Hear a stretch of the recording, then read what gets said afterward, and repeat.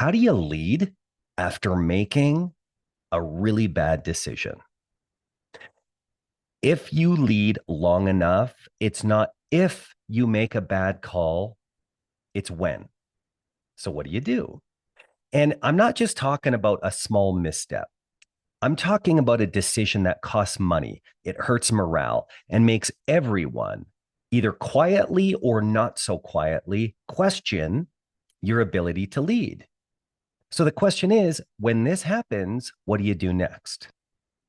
The leaders who rise don't spin the story or run from the fallout. They own it. They clean it up. They learn out loud and rebuild trust through consistent action. So you've made a bad decision, and everybody inside and outside the business knows it. You absolutely blew it. Now what? Like I said, if you lead long enough, you're going to make a bad call, not a little mistake, not it could have gone either way kind of decision. I mean, a really bad decision, poor error in judgment, the type of decision that costs significant money, it damages trust, it tanks morale, and really has questioning or people questioning if you are the right person to lead. And the worst part is everyone knows it. Can you still pick up the pieces? Well, here's my perspective. Like I said before, it's not a matter of if you'll do it, it's when. And my perspective is this is the moment where leadership gets real, not when everything's working, but when you're standing in the fallout of your own judgment. So let's unpack the reality. Bad decisions are inherently a part of the job. Because here's the truth that nobody tells you before you step into a leadership position. Even the best leaders make bad decisions. In fact, you look at a body of work of some of the greatest leaders, it is spotted with bad decisions. You don't get to lead at a high level without swinging for big outcomes. And the cost of swinging big is you're going to miss. And sometimes you're going to miss badly. And the difference between leaders who grow and leaders who burn out or wither away isn't whether they make mistakes.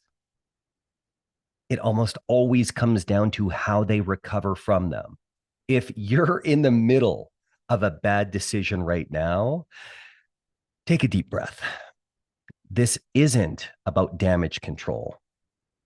It is about reputation recovery. And if you do it well, you can come out stronger than you were before, believe it or not. Step one to do this is when you see that you've made a bad decision, own it fast and own it fully. You cannot lead what you won't own. And the longer you try to spin something, excuse it, or redirect blame, I'm telling you, the worse it gets. The people around you already know the decision was bad. What they're waiting to see is if you have the courage to admit it. Something like, look, I made a call I thought was best and it was wrong. What I'm going to do is fix it.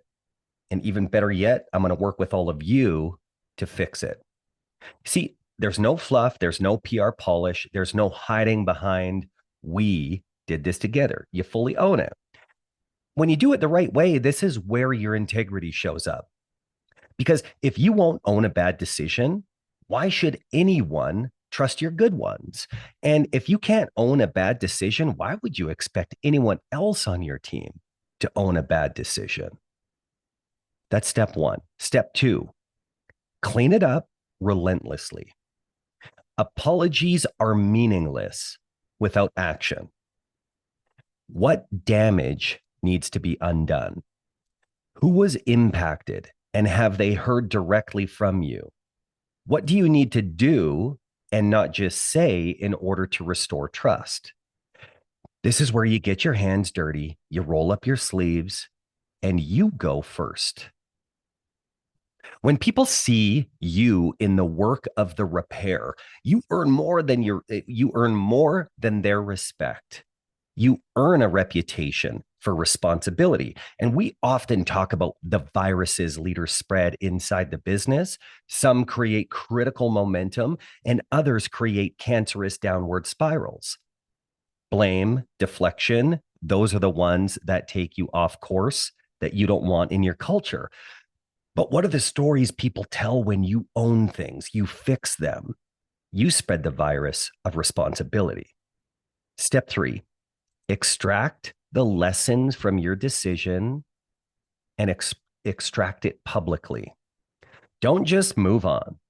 Slow down, reflect, and bring your team into the process.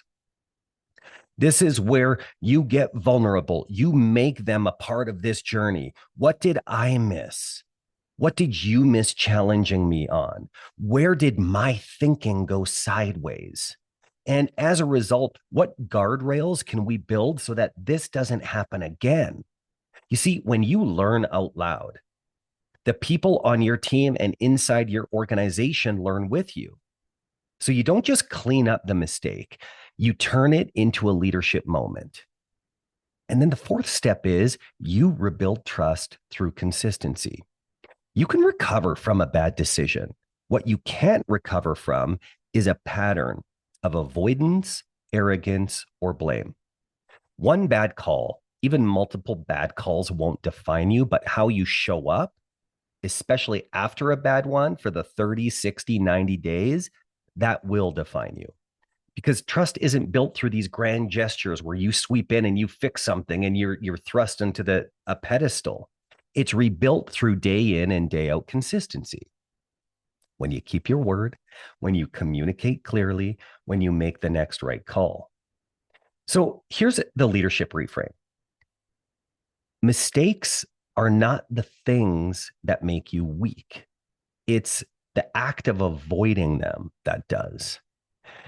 People do not expect perfection from their leaders, but what they do expect and what they truly yearn for is honesty, accountability, and growth. When you make a bad decision, your team is not just judging the outcome, they're watching your response. Do you hide behind the title? Do you ghost the people who were impacted? And do you downplay it and hope it blows over? Or do you step up into the mess, own it with clarity, lead forward anyway? You are not measured by the mistake. You're measured by the recovery. Because I've seen it in so many businesses, every leader hits turbulence. Every leader makes bad calls. The ones who last, they don't pretend it didn't happen. They don't pretend they didn't cause it. They say, this one's on me. I'm learning from it and I'll make it right. And that's what earns real trust. Not being flawless, but the kind of leader who shows up even when it's hard, especially when it's hard. So you made a bad decision. Good. Now you get to show everyone exactly the kind of leader you are.